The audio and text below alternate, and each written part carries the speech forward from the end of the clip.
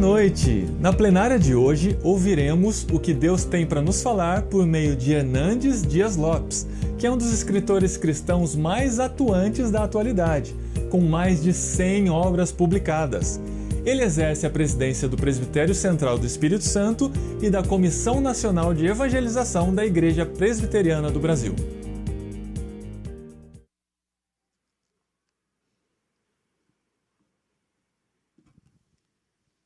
Irmãos queridos, é um privilégio poder, nesta noite, partilhar com vocês a palavra de Deus. E eu quero, neste momento, fazer uma ligação entre a obra missionária e o avivamento. Porque entendo que somente uma igreja cheia do Espírito Santo tem compaixão e tem poder para pregar a palavra de Deus, aqui e além fronteiras. Por isso, conclamo você a abrir sua Bíblia comigo, no livro do profeta Isaías, capítulo 44, versos 3, 4 e 5.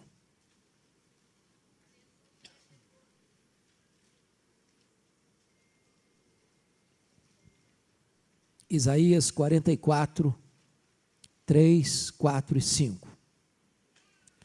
Lido o texto, mantenha sua Bíblia aberta, por favor. Está escrito: porque derramarei água sobre o sedento e torrentes sobre a terra seca. Derramarei meu espírito sobre a tua posteridade e a minha bênção sobre os teus descendentes. E brotarão como a erva, como salgueiro junto às correntes das águas. Um dirá: eu sou do Senhor. O outro se chamará pelo nome de Jacó. O outro ainda escreverá na própria mão: eu sou do Senhor. E por sobrenome tomará o nome de Israel. Amém. Eu estava pregando em Salvador há alguns anos, e naquela ocasião eu pregava sobre avivamento. Quando eu terminei de pregar, uma repórter da cidade estava lá para uma entrevista. E aquela repórter olhou nos meus olhos e me fez uma pergunta perturbadora. Ela me perguntou assim: o senhor acredita no que prega? E eu estranhei a pergunta. Eu olhei para ele e disse: é claro que eu acredito no que eu prego. E ela, um tanto quanto incrédula, cética, perguntou assim: mas o senhor crê que ainda hoje a igreja pode experimentar um avivamento? Que Deus ainda hoje pode derramar do seu espírito? Que ainda hoje Deus possa impactar uma igreja, uma cidade, uma nação? Eu respondi para ela: eu creio firmemente nisso. Ela me disse: então o senhor pode me dar alguma evidência? Eu disse: eu posso. E eu citei para aquela repórter 2 exemplos. O primeiro deles, eu citei o que aconteceu na Inglaterra no século XVIII. Vocês se lembram que naquela época, como influência do iluminismo, poucos pregadores acreditavam ser a Bíblia a palavra de Deus. As igrejas estavam vazias, sonolentas, parecendo muito mais um vale de ossos secos. Os pregadores pregavam sermões mortos para auditórios vazios e sonolentos e desciam do púlpito para se embriagar nas mesas de jogo. Os enciclopedistas da época diziam que a igreja evangélica cristã seria banida da Europa em algumas décadas. Quando todos, entretanto, olhavam para a igreja sem qualquer perspectiva, Deus levantou um grupo de estudantes da Universidade de Oxford para orar por avivamento. Dentre eles estava John Wesley, George Whitefield, Carlos Wesley. E eles oraram, e eles acertaram a vida com Deus, e eles confessaram os seus pecados, e eles choraram diante de Deus, e eles clamaram pela restauração da igreja. E foi numa reunião de oração, de 31 de dezembro de 1739, exatamente às 3 horas da madrugada, que naquele local o Espírito Santo desceu com grande poder, e aqueles jovens ficaram cheios do Espírito Santo. Eles começaram a pregar com poder, e as igrejas vazias ficaram cheias, e as igrejas fracas foram fortalecidas, e as igrejas sonolentas ficaram cheias de vigor, e esta obra varreu toda a Inglaterra, e centenas de milhares de pessoas foram salvas, e a igreja foi fortalecida no poder do Espírito Santo de Deus. Os historiadores chegam a afirmar que foi este avivamento inglês que salvou a Inglaterra do banho de sangue da Revolução Francesa. Mas eu contei para aquela repórter um exemplo mais contemporâneo. Eu falei para ela o que aconteceu na Romênia. Muitos de vocês acompanharam os momentos difíceis, dramáticos, dolorosos, que a Romênia viveu até longos anos sob o governo truculento, carrasco, cruel de Ceausescu e a sua mulher. O que talvez alguns de vocês não se lembrem é que Deus libertou a Romênia em apenas 10 dias. O que talvez alguns não saibam é que Deus usou uma igreja de apenas 80 membros para desencadear esse processo. Tudo começou no dia 15 de dezembro de 1989, quando a polícia de Ceausescu cercou a casa do pastor Toderic, na cidade de Timișoara, para expulsá-lo da cidade. Os crentes se uniram ao redor da casa do pastor e impediram que a polícia o expulsasse. A polícia foi buscar reforços. Os crentes da cidade se uniram. Um jovem batista, à beira da noite, comprou velas e as distribuiu para os crentes ao redor da casa. A polícia chegou com truculência e começou a atirar impiedosamente nos crentes. Deram um tiro na perna desse moço batista. Correram com ele para o hospital para amputar-lhe a perna, para salvar-lhe a vida. Quando ele estava gemendo no seu leito de dor, com a perna amputada, alguém se aproxima dele e pergunta: você está arrependido, jovem? Ele respondeu: não, eu não estou arrependido, eu perdi uma perna, mas eu acendi a primeira vela. Naquela mesma noite, uma jovem da Assembleia de Deus saiu gritando a plenos pulmões pelas ruas de Timișoara: Deus existe, Deus existe, Deus existe, liberdade, liberdade, liberdade. Aquele grito encontrou ouvidos em toda a nação, e 10 dias depois, 25 de dezembro de 1989, sob a liderança dos pastores, havia mais de 100 mil pessoas na capital da Romênia, gritando a plenos pulmões: Deus existe, Deus existe, Deus existe, liberdade, liberdade, liberdade. Naquela noite Ceausescu caiu, naquela noite Romênia ficou livre, naquela noite as portas se abriram para a pregação do Evangelho da graça do Senhor Jesus Cristo. Eu creio, irmãos, firmemente num poderoso avivamento sobre a igreja evangélica brasileira. Um avivamento que desperte a igreja para ter compaixão dos perdidos. Um avivamento que tire a igreja das 4 paredes, um avivamento que leve a igreja aos confins da terra para partilhar o evangelho da graça de Deus. Esse texto que acabamos de ler nos leva a essa conclusão. Há 4 verdades que eu quero enfatizar aqui. Primeiro, o avivamento é uma promessa de Deus. Segundo, o avivamento é uma necessidade da igreja. Terceiro, o avivamento deve ser buscado pela igreja. Quarto, o avivamento traz resultados extraordinários para a igreja. Vamos ver em primeiro ponto, o avivamento é uma promessa de Deus. Olhe comigo o verso 3. Porque derramarei água sobre o sedento e torrente sobre a terra seca. Derramarei meu espírito sobre a tua posteridade e a minha bênção sobre os teus descendentes. Esta promessa tem 2 características. Primeiro, é uma promessa segura, porque derramarei. Quem está falando isso aí não é um pastor, não é uma igreja, não é um concílio eclesiástico. Quem está falando e prometendo é o próprio Deus, que não pode falhar e não pode mentir. Quando Deus fala, Ele cumpre o que diz. Quando Deus faz, ninguém pode impedir a sua mão de fazê-lo. A esperança que eu e você temos de um avivamento é porque Deus prometeu. E Deus não é homem para mentir. Quando Deus derrama do seu Espírito sobre uma igreja, irmãos, ninguém pode deter essa igreja. Nem pobreza, nem perseguição, nem martírio, nem sofrimento. O Sinédrio tentou intimidar os apóstolos, prendendo-os, açoitando-os, mas quanto mais os apóstolos eram perseguidos, mais a igreja crescia. Os imperadores romanos tentaram intimidar os cristãos, queimando-os vivos, crucificando-os, jogando-os nos anfiteatros da morte, enrolados em peles de animais, para os cães morderem, para os touros pisarem, para os leões esfaimados da Líbia devorarem. Mas quanto mais sangue era derramado, mais a igreja crescia. Conforme cantamos no Brasil, é obra santa, ninguém detém. Ninguém pode barrar uma igreja cheia do Espírito Santo de Deus.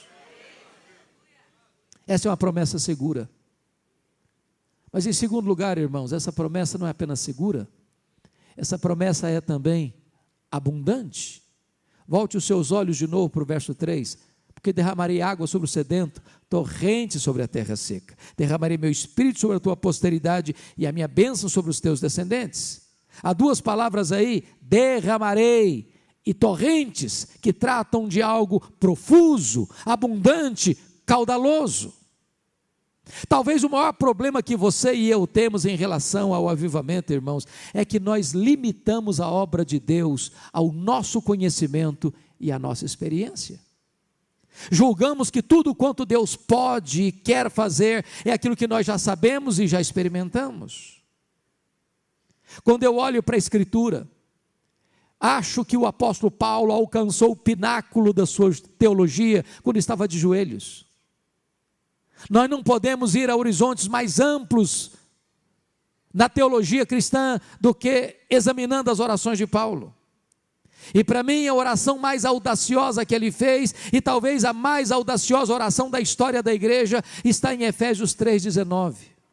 Quando Paulo ora para que você e eu sejamos tomados, não de Deus, não da plenitude de Deus, mas de toda a plenitude de Deus.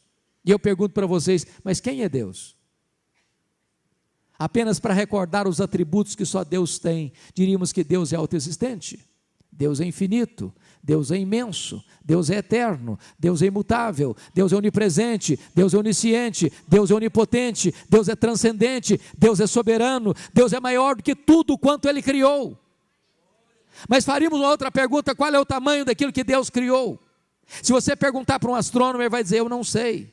Mas quando ele diz eu não sei, ele não confessa uma ignorância absoluta. É que nenhum homem, por mais perito e estudado que ele seja, ele não pode afirmar onde está o último limite do universo. E você e eu sabemos que o universo não é infinito, porque a infinitude é um atributo exclusivo de Deus. Mas os estudiosos afirmam que o nosso universo tem mais de 93 bilhões de anos-luz de diâmetro. E o que significa isso? Significa que se nós voássemos a velocidade da luz, 300 mil quilômetros por segundo, nessa velocidade, nós demoraríamos mais de 93 bilhões de anos para ir de uma extremidade à outra do universo. Pois Deus é maior do que o universo. Deus é transcendente. Nem os céus dos céus pode contê-lo. E agora Paulo, ajoelhado numa prisão em Roma, ora para que você e eu, frágeis vasos de barro, sejamos tomados de toda a plenitude de Deus. E se você pensa que Paulo estava delirando, ele faz questão de registrar no verso seguinte: ora, aquele que é poderoso para fazer não mais, não muito mais, mas infinitamente mais do que tudo quanto pensamos ou pedimos, conforme o seu poder que opera em nós, a ele seja glória na igreja e em Cristo Jesus agora e pelos séculos eternos. Deus tem mais para você, Deus tem mais para nós, Deus tem mais para a sua igreja. Talvez uma forma simples de ilustrar isso é recordar a vocês uma família muito pobre que viveu na América no século XIX. Uma família que tinha 7 filhos pequenos, de 14 anos para baixo. Quando o chefe dessa família morre, deixando a viúva pobre, endividada e com 7 filhos para criar. e grávida do 8º filho. Quando nasceu o 8º filho, não era o 8º, era o 8º e o 9º, porque eram gêmeos. Esta mulher não abre mão dos filhos, e com 39 anos de idade, ela está com os cabelos brancos, de tanto trabalhar na roça, para dar comida aos seus filhos. Um dia o seu 5º filho disse para ela: mamãe, eu vou sair da roça, Deus tem um plano na minha vida. E ele foi para Boston, em Massachusetts. Seu tio lhe arranjou um trabalho numa sapataria. Um dia o seu professor de escola bíblica dominical, o senhor Edward Kimball, foi à sapataria e levou aquele menino a Cristo. Um dia ele está numa igreja e o pregador disse: o mundo está para ver o que Deus pode fazer com um homem totalmente entregue nas suas mãos. Ele disse: meu Deus, eu quero ser esse homem. Certa feita ele estava pregando em Chicago, em Illinois, e na porta da igreja 2 senhoras metodistas abordaram-no e disseram para ele: estamos orando pelo senhor. E ele perguntou: mas por quê? Para que Deus o revista com o poder do Espírito Santo. Ele caminhava em Nova York, na Wall Street, quando de repente o Espírito Santo veio com grande poder sobre ele. Ele saiu correndo pela rua, entrou numa casa, entrou no quarto, fechou a porta, caiu de joelhos. Ele diz que parecia que ondas elétricas penetravam pelo seu corpo. Ele diz que ainda que ele desse toda a riqueza do mundo em troca daquela experiência, ele rejeitaria. Quando ele se levanta dos seus joelhos, nunca mais a história dele foi a mesma, nunca mais a história da América foi a mesma. Aquele homem era Dwight Lyman Moody, o maior avivalista de todos os tempos, o homem que a partir dali levou a Cristo mais de 500 mil pessoas. Deus é o mesmo, Deus não mudou, e Ele pode fazer o mesmo na sua vida, na minha vida, na nossa vida, e nos levantar para um grande movimento missionário no Brasil e no mundo. Deus prometeu, e Ele é fiel para cumprir. Mas esse texto tem uma segunda lição, irmãos. O avivamento é também necessidade da igreja. Volte os seus olhos para o verso 3 outra vez. Porque derramarei água sobre o sedento, torrente sobre a terra seca. Derramarei meu espírito sobre a tua posteridade e a minha bênção sobre os teus descendentes. Há muitos símbolos do Espírito Santo na Bíblia, como o vento, como o hálito, como a pomba, como o azeite, como o fogo, como a água. A grande pergunta é por que nesse texto o Espírito Santo é simbolizado pela água? Para nos ensinar certamente algumas lições. Primeira delas, não tem vida sem água. Onde não tem água, não tem vida. Você pode ter o melhor terreno, você pode ter a melhor semente, você pode ter o melhor insumo, o melhor adubo, você pode ter a melhor tecnologia da agricultura. Se não tiver água, a semente morre mirrada no ventre da terra. Você pode ter templos, você pode ter aparelhos sofisticados da tecnologia, você pode ter músicos de qualidade superlativa, você pode ter pregadores eruditos e eloquentes, você pode ter todo o aparato da tecnologia moderna e a mais sofisticada metodologia de abordagem. Se não tiver o poder do Espírito Santo, não tem vida nessa igreja. Nós poderíamos reunir todo o nosso conhecimento, toda a nossa estratégia missionária, sem o poder do Espírito Santo, não haverá sequer uma conversão. Dwight Lyman Moody, ou melhor, Charles Haddon Spurgeon, corretamente afirmou: é mais fácil acreditar que um leão tornar-se-á vegetariano do que eu acreditar que uma alma sequer possa ser salva sem a obra do Espírito Santo. Nós, se queremos ver uma igreja missionária, precisamos orar por um grande reavivamento espiritual. Só uma igreja cheia do Espírito Santo entende a obra missionária, ama a obra missionária e se levanta para fazer a obra missionária. Mas em segundo lugar, irmãos, a água é necessária não apenas para dar vida, mas a água é necessária para purificar. Eu não sei se você já fez essa pergunta. Por que nós ainda não recebemos um avivamento? Por que tarda, como diz Leonardo Ravenhill, o pleno avivamento? Será que a mão de Deus está encolhida? Será que os ouvidos de Deus estão fechados? Será que o coração de Deus não pulsa mais pela igreja e pela obra missionária? Será que a igreja não precisa? Será que não é um grito silencioso das nações? Por que as chuvas são retidas? Por que as torrentes não caem? Por que Deus não derrama do seu Espírito? E a única resposta a essas perguntas, irmãos, é que entre as torrentes de Deus e a terra seca existe um obstáculo no caminho. E esse obstáculo chama-se pecado. Irmãos queridos, a igreja evangélica brasileira dá largos passos rumo à secularização.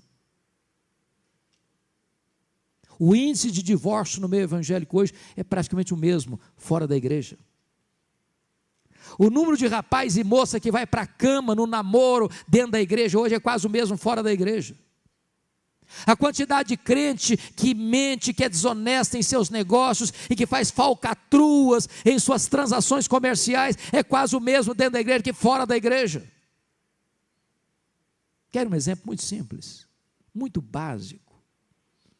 Eu rodo esse Brasil de norte a sul, de leste a oeste, e por todo lado que eu ando, o clamor e a angústia dos pastores é a mesma nesse quesito. As festas de casamento dos nossos crentes estão virando uma vergonha. Uma vergonha. Você vai para a igreja e faz uma linda cerimônia de casamento. Depois você vai para um rico cerimonial e lá o pau quebra. O pau quebra lá. A música que rola lá não tem nada a ver com Deus mais não. Bebida alcoólica se serve todas. O povo bêbado cai na pista de dança e volta para casa com as pernas trôpegas.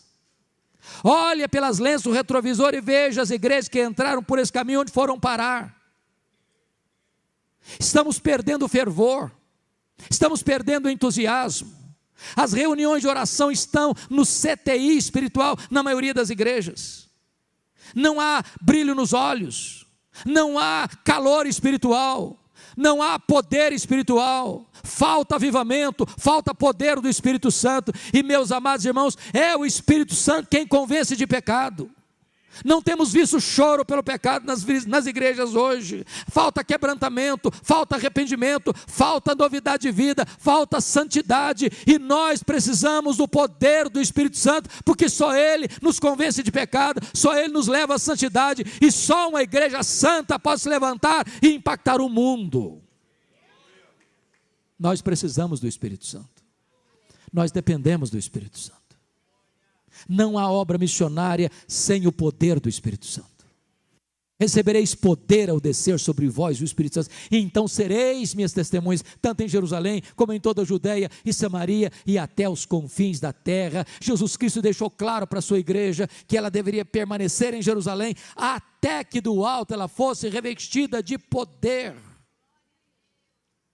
É o próprio Deus quem disse: se o meu povo, que se chama pelo meu nome, se humilhar e orar e me buscar, e se converter dos seus maus caminhos, então eu ouvirei dos céus, perdoarei seus pecados e sararei a sua terra.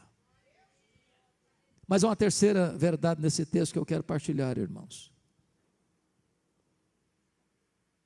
A primeira é que o avivamento é uma promessa de Deus. A segunda é que o avivamento é uma necessidade da igreja. A terceira é que o avivamento deve ser buscado pela igreja. Volta os olhos de novo para o verso 3. Porque derramarei água sobre o sedento, torrente sobre a terra seca. Derramarei meu espírito sobre a tua posteridade e a minha bênção sobre os teus descendentes. Há duas palavras que eu quero chamar a atenção aqui. Primeiro, terra seca. Segundo, sedento. Você já viu uma terra seca, rachada, bramando por chuva? Eu há 14 anos tenho o privilégio de pregar na grande conferência evangélica Consciência Cristã em Campina Grande, na Paraíba. Ela sempre acontece no período de carnaval, e tem ano que meu coração dói, porque a terra está nua, rachada, o gado morrendo de fome e de sede. Terra seca. Você já passou sede num lugar ermo, sem água? O desespero que é. A sede é diferente da fome. Se você está com fome, o seu estômago dói. Mas se você não se alimenta na hora, a dor vai embora. E você jejua um dia, você jejua 2 dias, você jejua 3 dias, você jejua uma semana, você jejua 10 dias. Mas não é assim com a sede. A sede é implacável. A sede tortura você, a sede esmaga você, a sede estiola você, a sede mata você. Sabe quando a igreja vai experimentar um avivamento? Quando a igreja tiver sede de Deus. Sede de Deus. Olha para a igreja evangélica brasileira. As pessoas estão com sede das bênçãos de Deus e não do Deus das bênçãos. Avivamento não é sede de bênção, avivamento é sede de Deus. Sede de Deus. E sabe, meus irmãos, a obra missionária não é tanto impulsionada pelo amor às pessoas, mas é pelo amor à glória de Deus. O que me move a obra missionária é o interesse máximo que eu devo ter para que o nome de Deus seja glorificado, para que o nome de Deus seja conhecido, para que o nome de Deus seja reverenciado, para que as nações o adorem, para que as nações se prostrem, para que as nações o conheçam, para que as nações se rendam a Ele. É a glória de Deus que inflama a minha alma, é o amor por Deus que me move a missões, é por causa de Deus que você vai, é por causa de Deus que você ora, é por causa de Deus que você enfrenta as lutas e até o martírio. É por causa de Deus. Avivamento é sede de Deus, é a glória de Deus. Por isso, você nunca encontrou, nem no registro bíblico, nem na história da igreja, qualquer avivamento que não tenha sido precedido por oração. Por oração. Deus derrama água sobre o sedento. A chuva cai sobre a terra seca. Enquanto nós estivermos com sede de coisas, com sede de bênçãos, o avivamento é retardado, as chuvas são retidas. Porque o avivamento vem sobre uma igreja que anseia por Deus, mais do que pelas bênçãos de Deus. Eu tive o privilégio de visitar a missão Quacisabanto, onde aconteceu um grande avivamento nos idos de 1966. E o pastor Erle Stigin pregava lá há mais de 12 anos, para os Zulus, um povo animista, feiticeiro, com resultados pífios, magros.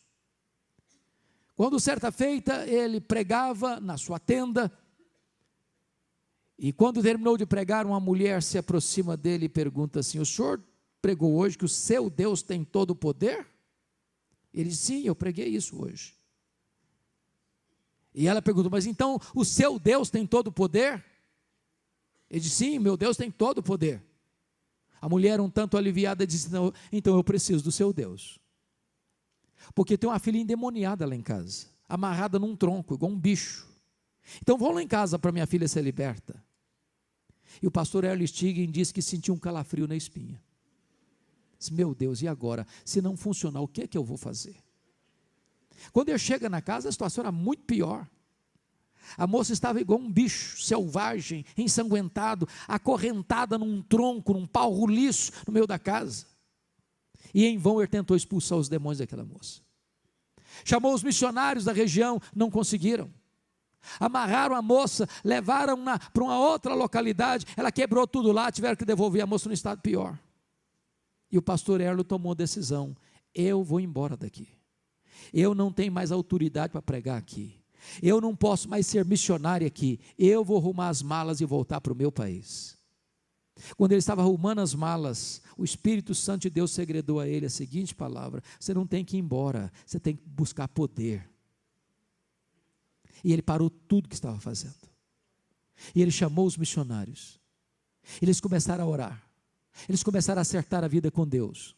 Eles começaram a estudar o livro de Atos, capítulo por capítulo, versículo por versículo, e faziam uma oração contínua: faz de novo, Senhor. Faz de novo, Senhor. Faz de novo, Senhor.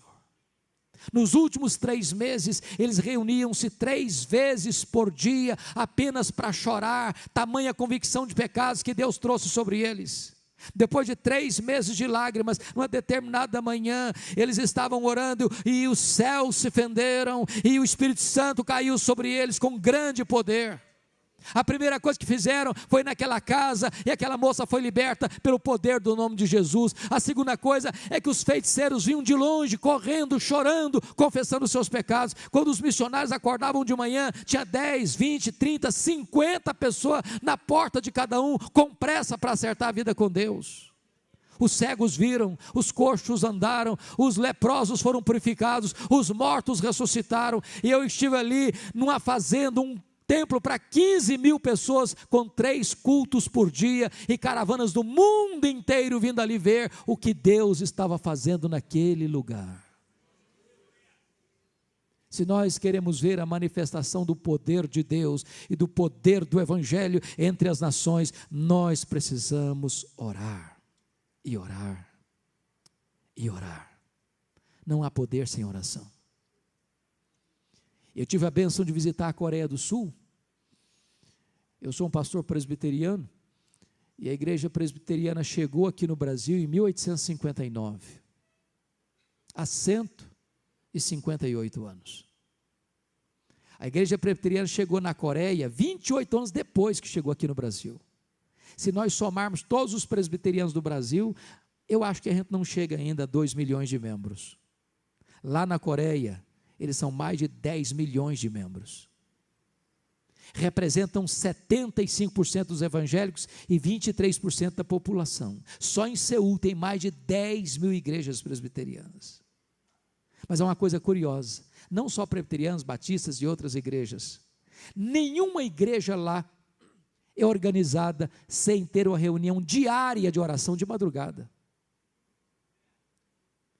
Eu me aproximei de um professor que tinha saído da cátedra para plantar uma igreja, e com 5 anos ele estava com uma igreja de 6 mil membros. Eu disse: vocês oram de madrugada? Porque isso é apto de vocês, que são orientais. E ele disse: não, senhor, não é apto de oriental, não. No mundo inteiro as pessoas levantam de madrugada para ganhar dinheiro. Nós levantamos de madrugada para orar, porque Deus é prioridade na nossa vida. Eu fui na igreja Myeonsong, aquela igreja que tinha 55 mil membros, está agora com mais de 80 mil membros. Ela tinha 4 reuniões diárias de oração, 4.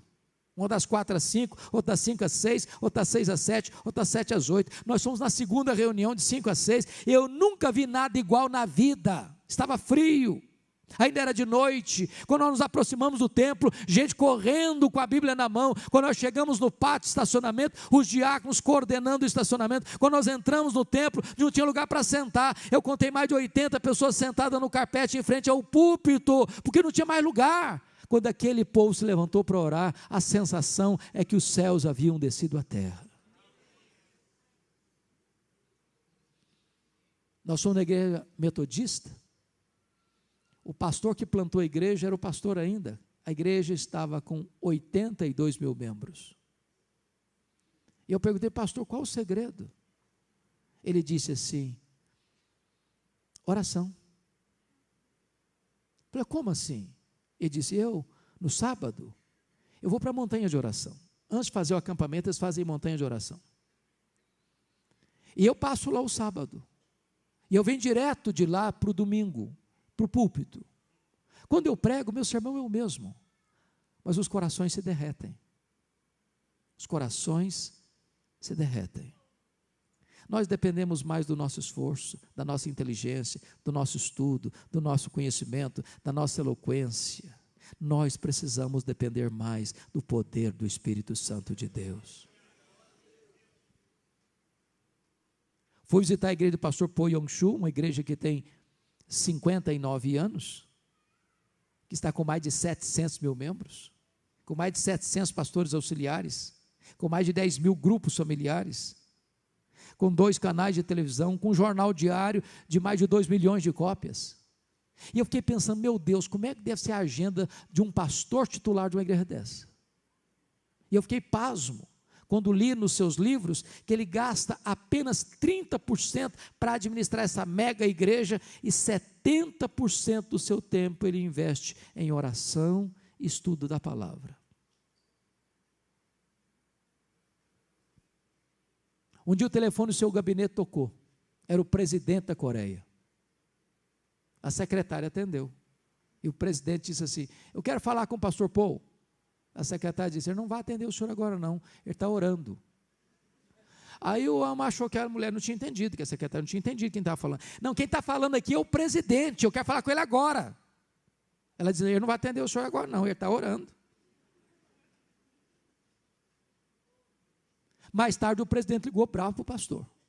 O pastor respondeu assim: eu não atendi o senhor, porque eu estava falando com alguém muito mais importante do que o senhor. Eu estava falando com o Rei dos Reis e com o Senhor dos Senhores. No momento em que nós entendermos, irmãos, quem é Deus e qual é o instrumento que Ele colocou nas nossas mãos, a oração, nós vamos priorizar Deus, porque oração é sede de Deus, é apego ao Altíssimo. Não há avivamento sem oração, e não há poder para a obra missionária, a não ser que a igreja seja revestida com o poder do Espírito Santo. Mas eu quero concluir. Primeiro, o avivamento é promessa de Deus. Segundo, o avivamento é necessidade da igreja. Terceiro, o avivamento deve ser o quê? Buscado pela igreja. Quarto, o avivamento traz resultados extraordinários para a igreja. E o primeiro resultado que o avivamento traz, irmãos, é o crescimento numérico expressivo da igreja. Olha o versículo 4 comigo. E os teus descendentes brotarão como erva, como salgueiros junto às correntes das águas. Oh, amados, Deus pode fazer mais num dia de avivamento que nós conseguimos em anos, em décadas de trabalho na força do braço da carne. Não é por força, nem por poder, é pelo meu Espírito, diz o Senhor dos Exércitos. Eu anseio esse momento, eu anseio esse dia, de ver multidões sendo tocadas, porque em tempo de avivamento, irmãos, o próprio Espírito Santo de Deus arrasta as pessoas. Elas estão lá no campo de futebol e lá elas são tomadas de convicção de pecado. Elas estão lá na boate, talvez drogadas e alcoolizadas, e elas são tomadas de convicção de pecado e saem correndo, chorando, confessando seus pecados. Elas estão lá no prostíbulo, elas saem da cama do adultério e são tomadas de profunda comoção e convicção de pecado e correm para acertar a vida com Deus. Nós ansiamos ardentemente por esse tempo.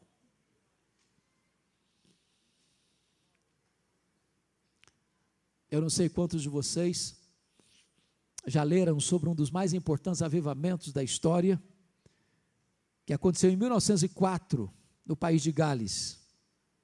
O que eu acho curioso é que aquele avivamento acontece com um adolescente, Evan Roberts. Ele entra no gabinete do seu pastor e vê o seu pastor, um homem de cabelos brancos, prostrado, com o rosto no chão, chorando e clamando a Deus, dizendo assim: oh meu Deus, dobra a minha vida, oh Deus, dobra a minha vida, oh Senhor, dobra a minha vida. O menino ficou muito impactado, e ele pensou: se o meu pastor precisa ser dobrado, eu tenho que ser moído. Ele estudava numa cidade vizinha, no domingo ele foi à igreja, enquanto o pastor pregava, o coração dele ardia. Quando terminou o sermão, ele foi ao pastor e disse: pastor, eu estou com um coração ardendo, com muita vontade de voltar para a minha cidade, a cidade de Lagor, e começar uma reunião de oração amanhã, segunda-feira. Só, pastor, eu sou novato na fé, eu não tenho experiência, eu não sei se isso é voz de Deus ou se isso é voz do diabo. Aí o pastor, muito sabiamente, disse: meu filho, é para orar? Se é para orar, pode ir, que é Deus falando com você. O diabo manda ninguém orar não. Se é oração, é Deus falando, pode voltar. E ele voltou na segunda-feira, chamou os jovens da igreja. Naquela noite a reunião foi até 10:30 da noite. Quando Deus age, você perde até noção do tempo. Na terça-feira a igreja estava em peso. Na quarta-feira, uma multidão. Para encurtar a conversa, no sábado, o comércio da cidade fechou, porque ninguém queria saber de outra coisa a não ser buscar a presença de Deus. Os estádios de futebol ficaram vazios e as igrejas lotadas. Em 6 meses, havia mais de 100 mil pessoas convertidas no país de Gales. Este avivamento varreu o país inteiro. Chegou nas universidades americanas, chegou em Xangai, na China, e de lá chegou à Coreia, e Deus se manifestou com grande graça e poder, porque encontrou um adolescente, cujo coração ardeu, e se colocou na brecha, clamando aos céus, por um poderoso avivamento. E quando o Espírito Santo é derramado, os descendentes de Abraão vão brotando como salgueiros junto às correntes das águas. Vocês ouviram o pastor Ronaldo Lidório, e eu não sei se ele já contou, ou se alguém já ouviu esse testemunho dele. Eu acompanho o Ronaldo desde a época de menino, porque eu sou um pouquinho mais velho que ele, e acompanho a vida dele desde cedo. A nossa igreja em Vitória está comprometida com o ministério dele desde a época de seminarista. Quando ele foi trabalhar entre os concombas, em Gana, ele demorou alguns dias para encontrar os concombas, andando no meio de matas, pântanos. Quando encontrou, ele passou lá 3 meses orando e jejuando, pedindo a Deus uma estratégia para alcançar os concombas. Depois de 3 meses de oração e jejum, Deus fez o primeiro milagre entre os concombas. Eles não aprenderam o nome dele. Ronaldo era um nome impronunciável para eles. Aí trocaram o nome dele para um nome africano, Umborbe. E Umborbe significa o homem que diz que existe um Deus. Quando ele chegava numa aldeia, alguém lhe perguntava: qual é o seu nome? Ele respondia: eu sou o homem que diz que existe um Deus. Isso provocava uma segunda pergunta: quem é o seu Deus? E ele respondia assim: ajunte o povo da sua aldeia que eu vou lhes contar quem é o meu Deus. Não tinha melhor exórdio, introdução de sermão do que o nome dele. É uma coisa internacional. Desta forma, uma mulher de uma aldeia próxima, 3 dias de viagem a pé, faz uma viagem até onde o Ronaldo estava, com a criança de 7 meses, enrolada em trapos, à beira da morte, com chagas e feridas da cabeça aos pés, com a pele quase necrosada. Ela chega em Coni, onde o Ronaldo estava, e pergunta assim: o senhor é o homem que diz que existe um Deus? Ronaldo disse: sou eu mesmo. Ela desembrulhou a criança e perguntou assim: eu gostaria de saber se o seu Deus pode me ajudar, porque todos os deuses que eu conheço não puderam fazer nada pela minha filha. Se o seu Deus tem poder, peça o seu Deus para curar minha filha. O Ronaldo pega aquela criança nos braços com sua esposa e faz uma simples oração: ó Deus, este povo não sabe que tu és o Deus vivo, este povo não sabe que o teu filho Jesus venceu a morte. Ah, Senhor, cura esta criança para testemunho do Evangelho entre esse povo, para manifestação da Tua glória entre esse povo. Devolveu a criança nos braços da mãe. Ela pegou o caminho de volta, 3 dias a pé, para sua aldeia. Quando ela chega e desembrulha a criança dos trapos, nem cicatriz de ferida havia mais no corpo daquela criança. E ela sai gritando a plenos pulmões, pelas cabanas da sua aldeia, ter encontrado o Deus vivo. E o Ronaldo registra num dos seus livros que a partir daquele dia não ficou um dia sequer sem que pelo menos uma pessoa fosse convertida a Cristo. Os feiticeiros saíam correndo, chorando, confessando os seus pecados.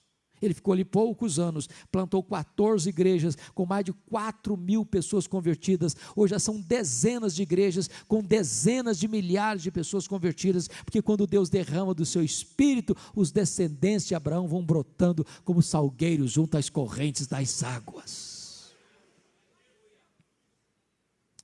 O segundo resultado, irmãos, está no versículo 5. Não apenas é o crescimento numérico da igreja, mas é o testemunho verbal dos crentes, porque todo aquele que é chamado é enviado. Não é isso que a Bíblia diz em Atos? Que todos que saíram pregando. A igreja é um corpo de missionários, ou então será um campo missionário. A igreja que não evangeliza precisa ser evangelizada.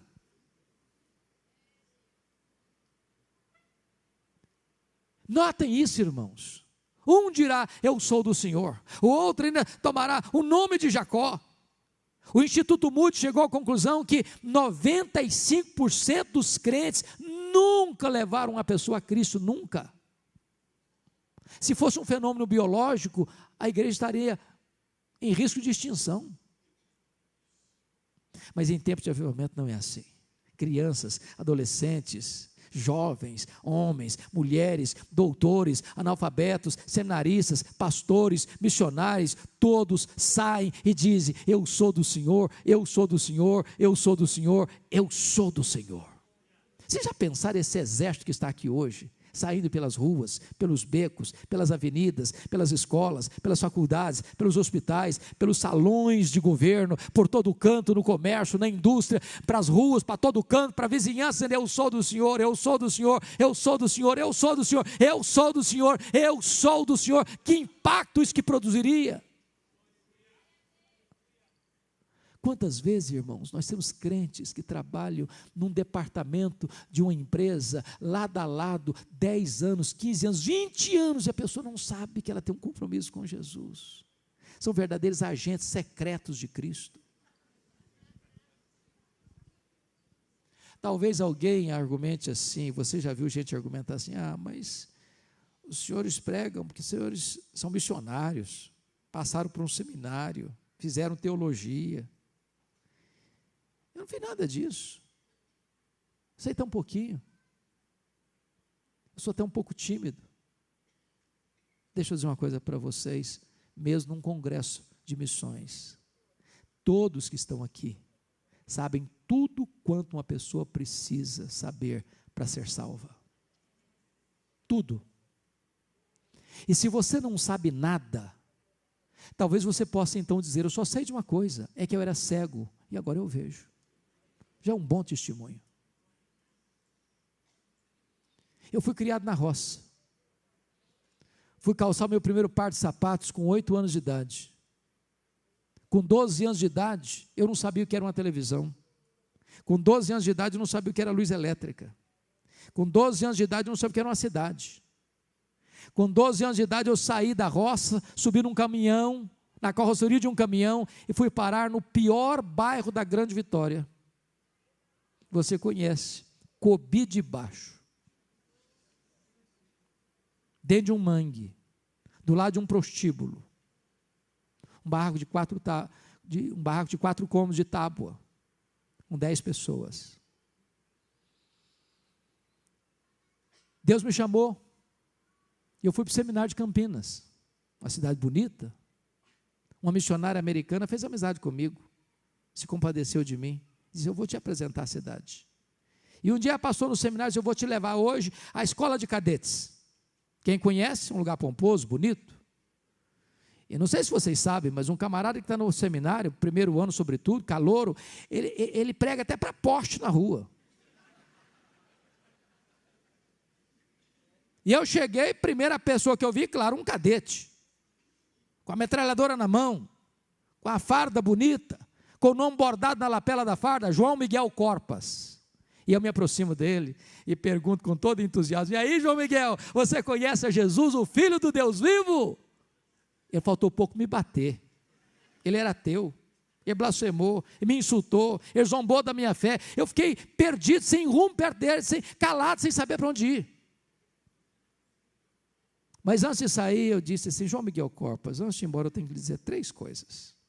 Primeiro, Deus não depende de você crer nele para ele existir. Ele existe assim mesmo.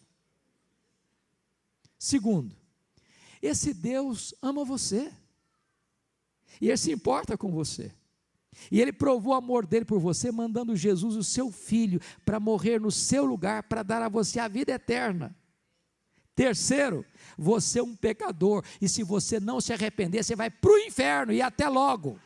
E saiu mais rápido que eu podia. O cara estava com a metralhadora na mão. O que eu jamais podia esperar é que no dia seguinte a mesma missionária voltasse ao seminário. E ela voltou.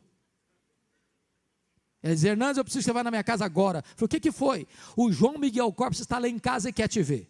Aí eu fiquei mais preocupado. Falei: meu Deus, será que eu fui indelicado com o rapaz? Será que ele ficou bravo comigo? E eu fui pensando mil coisas. Quando eu chego naquela casa, ele estava sentado no fundo da sala. Quando me viu entrando, ele se levantou e correu na minha direção e me segura pelos braços, quase me arranca do chão, e com lágrimas nos olhos ele me disse: por favor, me fale do seu Deus, me fale do seu Jesus. Aquele cadete estava aos pés do Senhor, se rendendo e aceitando como seu salvador pessoal. Era próximo mês de julho. Quando eu voltei das férias, ele me disse: já levei 3 colegas aqui para Cristo. Quando eu saí do seminário, perdi o contato com ele. Há uns 3, 4 anos, eu estava nesse local aqui, pregando num congresso da CEPAL. Quando eu terminei de pregar, alguém me aborda ali no corredor, assim: você tem notícia do João Miguel Corpus? Eu disse: não, gostaria tanto de ter notícias dele. Ele disse: eu sou amigo dele. Falei: e aí, como é que ele está? Me respondeu assim: ele está concorrendo ao generalato. Tem mais, João Miguel Corpus é pastor evangélico. Ele é pastor da Assembleia de Deus. Na semana seguinte, eu estava lá em Vila Mariana pregando. Lá estava o João Miguel Corpus com sua esposa para me dar um abraço. Há pouco tempo eu fui a Santos jantar com a família dele, e ele me contando as maravilhas que Deus fez na sua vida. E Deus me ensinou uma coisa: não é a sua eloquência, não é o seu conhecimento, não é a sua metodologia, é o poder da palavra de Deus. O evangelho é o poder de Deus. Abra sua boca, meu irmão, abra sua boca. Mas eu termino aqui. O último resultado, terceiro resultado, não é apenas crescimento numérico, não é apenas testemunho verbal dos crentes, mas é também testemunho de vida. O outro escreverá na própria mão, diz o verso 5, eu sou do Senhor, e por sobrenome tomará o nome de Israel. Eu quero concluir dizendo uma coisa para vocês. Eu tenho plena consciência disso, que a palavra avivamento é uma das palavras mais desgastadas do vocabulário evangélico nos nossos dias. Tem muita gente que pensa que avivamento é esquisitice, é plantar bananeira, é importar as últimas novidades do mercado da fé. Tem muita baboseira, experiencialismo heterodoxo em nome de avivamento hoje. Mas deixa eu dizer uma coisa para vocês: não importa se alguns se desviaram para lá ou para cá, nós precisamos continuar crendo que Deus pode trazer um poderoso avivamento espiritual sobre a igreja. Não um avivamento fabricado na terra, não fogo estranho, não fogo fátuo, mas uma obra genuína, sobrenatural, soberana do Espírito Santo, que tira a igreja das cinzas, que levante um vale de ossos secos e faça dele um exército. Um avivamento que traga uma faxina e um choque ético para a igreja brasileira. Um avivamento que desperte a igreja para a obra missionária. Um avivamento que levante a igreja para ser uma coluna nas mãos do Deus vivo, uma diadema de glória nas mãos do Deus Todo-Poderoso. Esse é o avivamento que você e eu queremos e necessitamos. Eu queria convidar você para curvar sua fronte, fechar seus olhos e colocar sua vida nas mãos do Deus vivo. Deus pode ainda hoje trazer sobre você, sobre mim, sobre nós, um tempo novo de refrigério. Deus pode trazer extraordinariamente as torrentes do seu espírito. Não se conforme com a vida medíocre. Não se acomode a uma vida infrutífera. Não se renda à mesmice, ao marasmo. Deus tem algo profuso, abundante para você e para mim. Senhor, aqui está o teu povo, homens, mulheres, que amam a Jesus, comprometidos com a obra missionária. Mas Deus, nós reconhecemos que não temos forças, que não temos poder, que os desafios são muitos, que as barreiras são imensas, que as adversidades são inumeráveis, que a hostilidade do mundo, que a fúria do diabo, e que o coração endurecido do homem, tantas vezes parecem para nós barreiras intransponíveis. Somos frágeis, Senhor, não temos forças, nem mesmo estratégias, por isso precisamos de poder, não um poder humano, não um poder da terra, não um poder eclesiástico, mas o poder do Espírito Santo, o poder que quebra o coração mais duro, o poder que arrebenta as trancas do inferno, o poder que vence toda a treva do maligno, toda a fúria do diabo. Então, Senhor, quebra as correntes do mal, traz sobre nós um avivamento, levanta a tua igreja no poder do Espírito Santo, para que esta igreja invada as portas do inferno. A tua palavra diz que as portas do inferno não prevalecerão contra a tua igreja. Levanta uma igreja viva, levanta uma igreja santa, levanta uma igreja piedosa, levanta uma igreja cheia do Espírito Santo, Senhor. Desperta a tua igreja, meu Deus, santifica o nosso coração, prepara a nossa vida como um terreno, como uma estrada pronta, preparada, para que Jesus se manifeste em nossa vida. Que seja assim, Senhor, para a glória do teu nome, em nome de Jesus. Aleluia. Amém.